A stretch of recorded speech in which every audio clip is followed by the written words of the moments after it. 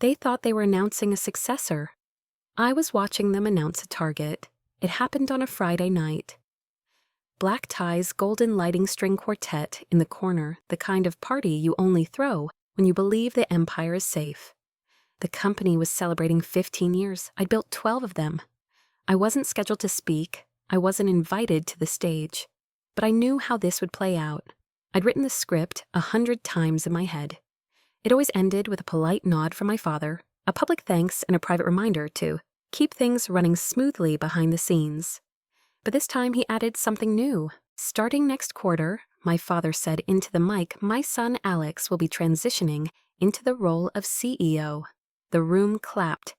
And just like that, I was written out of my own history. Alex stood beside him, smiling with that easy, hollow charisma he always wore when cameras were around. My father rested a hand on his shoulder, proud, possessive, like passing down a sword to a warrior who never trained. No one looked at me. That's the thing about being invisible. They forget you're watching. So I did what they expected. I smiled. I toasted. I played the role of gracious operator. But inside, I was reviewing timestamps because the move they made was public. But the move I'd been planning, that one was private. I had anticipated this moment, not this exact dinner, not these exact words, but the betrayal. I saw that coming years ago. That's why I kept records. That's why I invested my own capital when the company faltered. That's why every time my father said, it's just temporary, I smiled and asked for it in writing.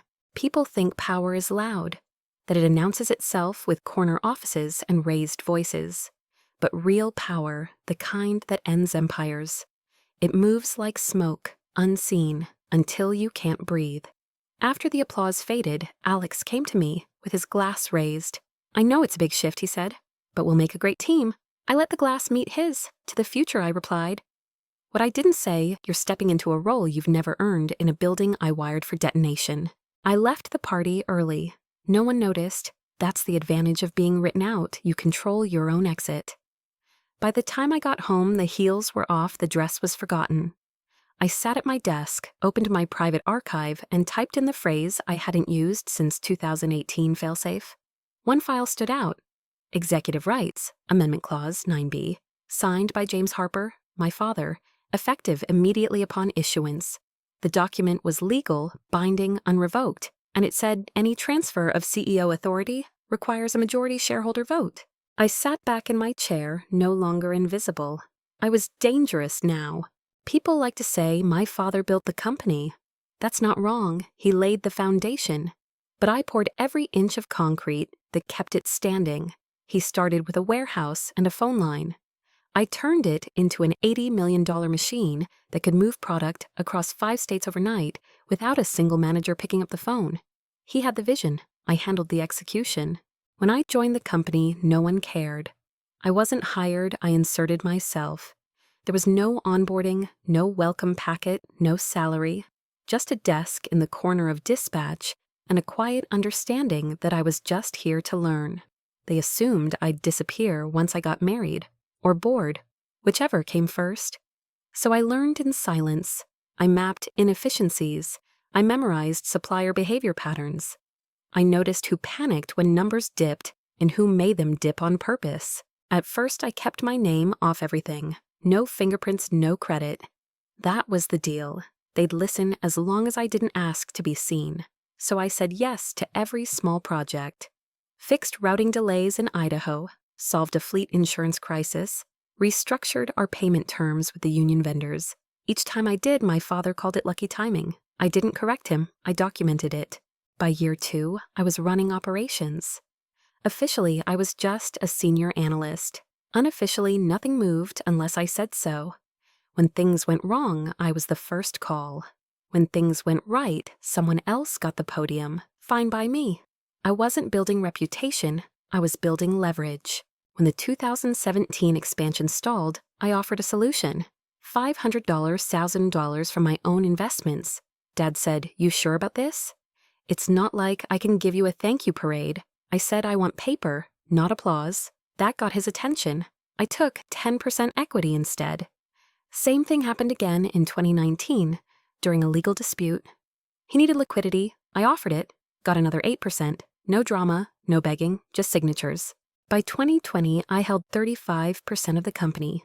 Quietly, no public announcement, no board celebration, just clean filings and timestamps. Because I knew someday this would matter more than any press quote. Alex never saw it, even when he walked into the building shaking hands like he already owned the place. He thought I was just operations, a detail. A cog. That's how I liked it. Because while he toured departments for photo ops, I rewrote 3 vendor contracts to include personal liability clauses if breached. Not because I needed them, but because it reminded me what real power looked like. People see the titles, CEO, COO, director. What they don't see is who has final sign-off, who controls the hiring pipeline, who manages the kill switches on the internal systems, me. They thought I was behind the scenes, but the truth is I designed the scene. There was one night 2 years ago when I almost walked away. I'd pulled 62 hours in 5 days, didn't eat, didn't sleep. My skin was breaking out. I forgot my own assistant's birthday. I sat in my office lights off eyes on the city thinking, why am I doing this? That night, I added 1 line to my private ledger. If I ever get erased, I activate. It wasn't bitterness, it was protocol. I didn't want their spotlight. I didn't need their approval. What I needed and what I quietly built was control. The kind they wouldn't notice until it was too late. And now it's too late. Alex had never worked a full week in his life, but he knew how to work a room. He arrived at the company one Monday morning with a fresh haircut, a designer bag, and a charming just here to observe smile. The kind of smile that's been used to steal kingdoms since before kingdoms had HR departments. He shook hands, made jokes, complimented the receptionist's earrings like he'd been trained for it. He had, by life, by entitlement. I watched him pose for pictures with warehouse workers. I watched him pretend to take notes in logistics meetings he didn't understand. I watched him win over interns with almond milk lattes and recycled startup quotes. And I said nothing, because he wasn't a threat, not yet. The first real sign came when I saw his name copied into an internal operations thread, one I hadn't authorized, one he had no reason to be in. The second, when he showed up to a strategy meeting I'd been running solo for years and sat in my seat. No apology, no explanation, just, oh, I thought we were co-leading now. I didn't correct him. I just noted the date. He pitched recycled ideas. Most of them were mine, just stripped of context and laced with buzzwords. He had no idea what the contracts actually said, but he knew which sentences sounded impressive when you said them confidently. My father nodded through every one of them. "This is the energy we need," he said once. I almost laughed. Alex had energy the way fireworks have strategy. Still, I let him talk. I let him think he was earning ground. I let him give input, assign tasks, schedule meetings. I even let him revise one of my vendor proposals, then watched him nearly breach 3 compliance clauses. I fixed it before legal noticed. He never found out, and neither did my father, because I needed them to believe I was too tired to fight, too loyal to push back, too broken to plan. They weren't wrong about the exhaustion, but they were wrong about the silence. One night, I found a new clause buried in our internal documents, Interim Succession Protocol, Addendum B, stating that in the event of my inability to perform duties interim executive control would shift to Alex. No vote, no board approval, no cause required. I traced the document's revision history. It had been updated by our in-house counsel, someone my father had played golf with for over a decade. No surprise.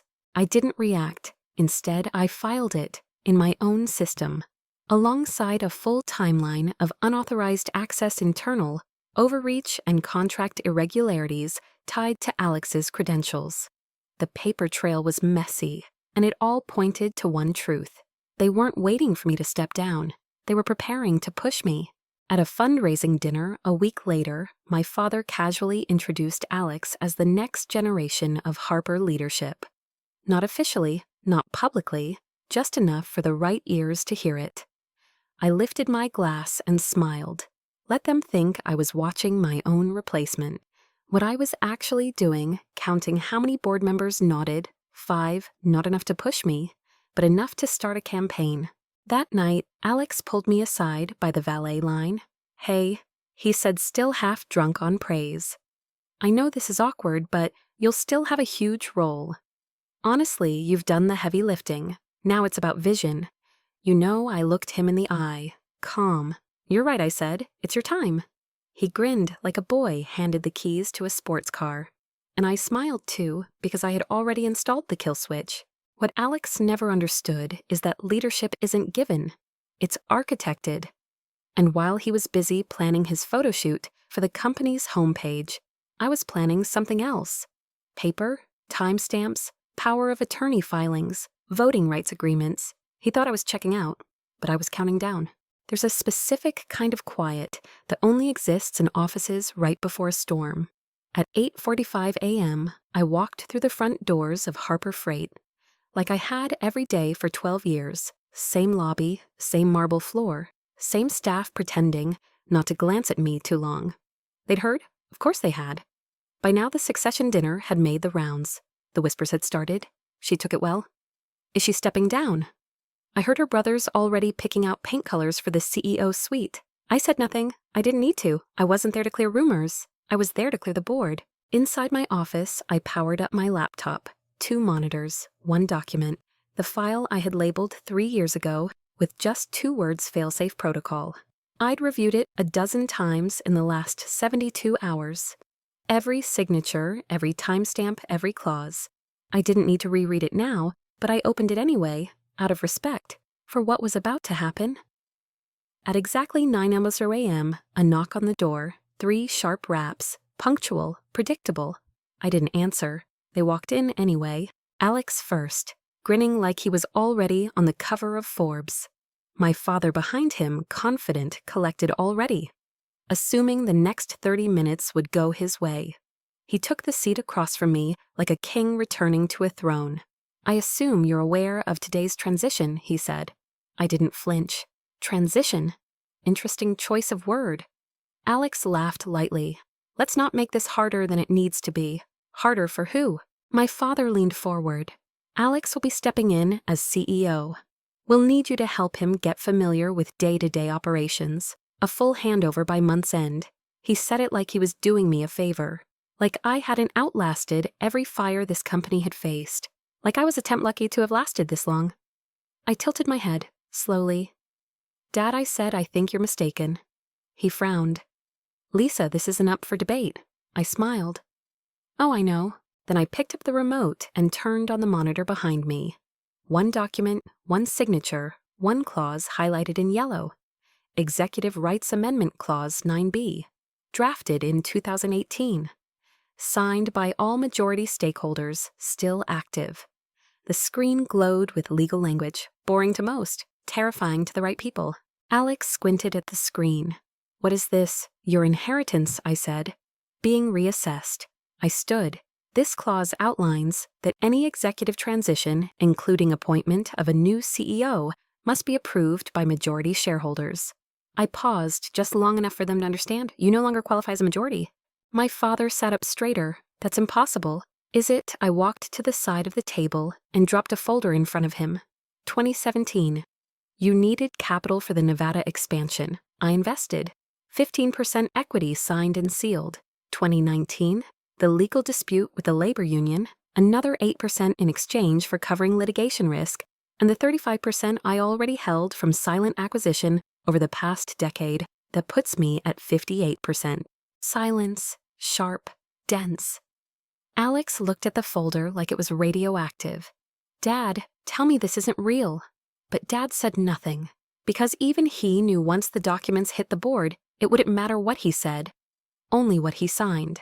I turned back to the screen. "You wanted a transition, fine, but it won't be to him. Not without my approval, not without a vote, and not without consequences."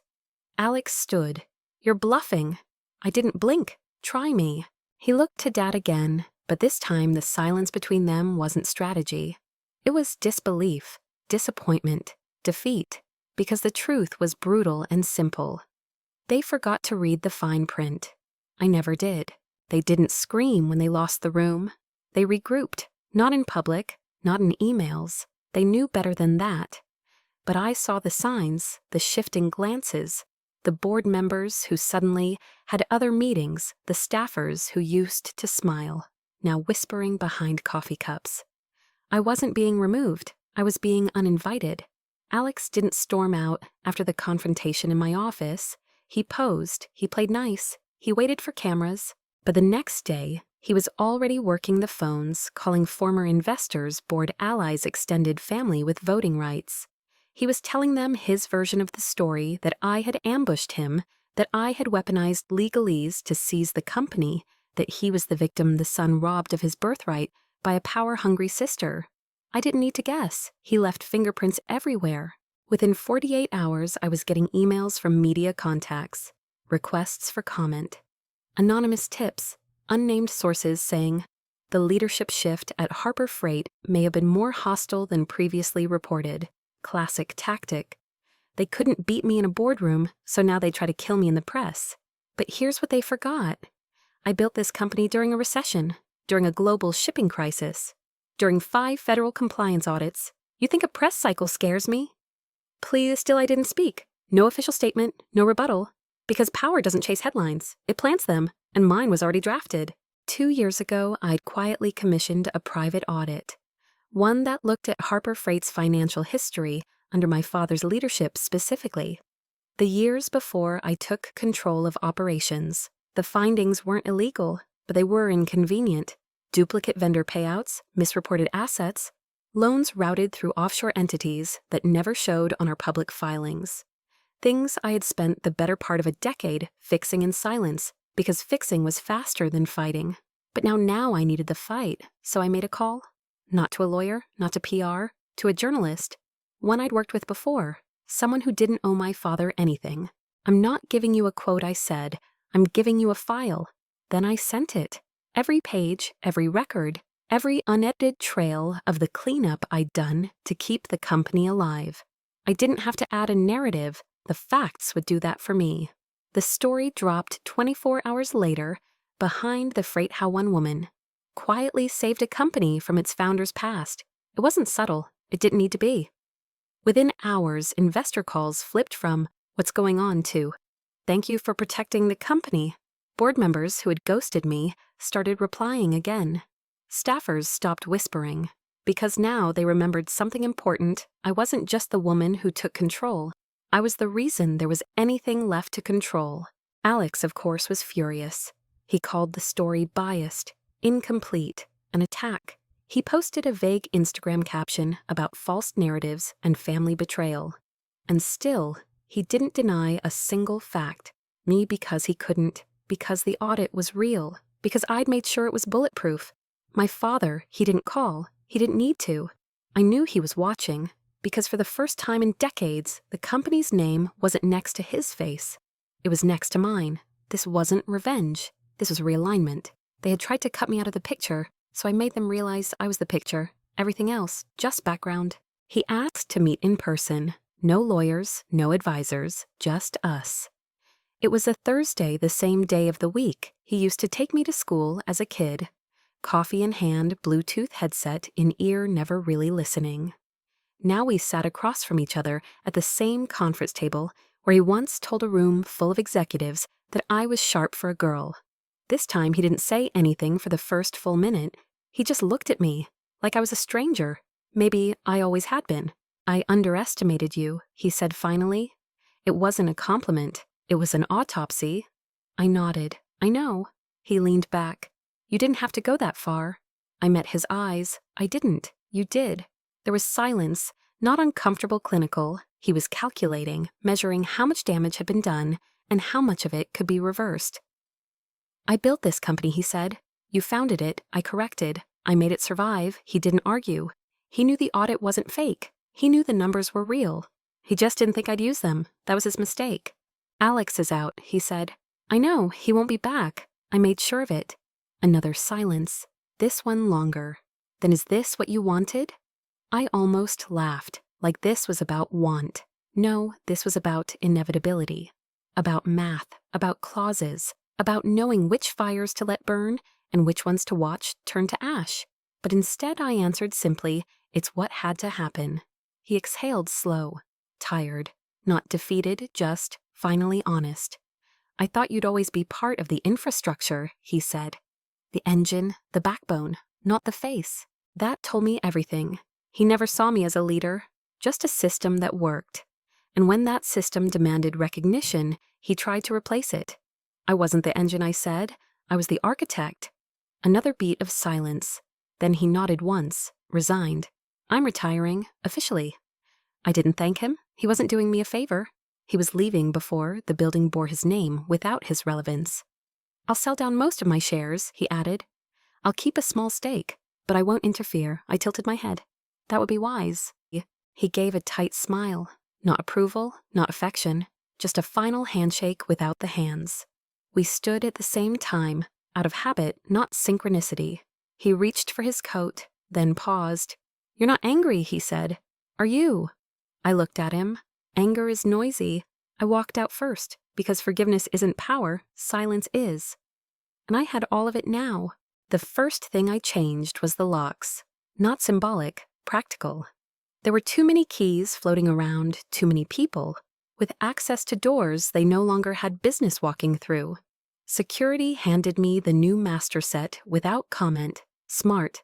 The second thing I changed was the org chart. Anyone who had sat silently while Alex attempted his little coup gone. Anyone who hesitated to back me when I needed them most. Reassigned to departments where silence wasn't an asset. And those who had stayed, those who watched me walk through the fire without flinching, they got promoted. Not because they were loyal, because they were observant. I restructured the board. Reduced noise, increased leverage, 3 seats vacated, 2 eliminated. I consolidated authority into a committee I trusted. 2 women, 1 operator, 1 legal counsel. All of them earned their place. None of them were family. I didn't put out a memo. No company-wide speech. No vision statement in the cafeteria. I just made changes. And let the results speak. 6 months later, Harper Freight looked nothing like the company my father once ran. We cut 5 underperforming contracts, secured 3 new national partnerships, adopted real-time AI logistics monitoring the kind of system my father once called unnecessary fluff. Revenue jumped 24%. Staff turnover dropped in half. Customer satisfaction highest in company history. No PR stunt, no press tour, just numbers, clean, unarguable. Some people called me ruthless. I corrected them. I was efficient. There was a moment, a quiet one, on a Wednesday afternoon. I was walking past the break room. 2 interns were arguing over a data model.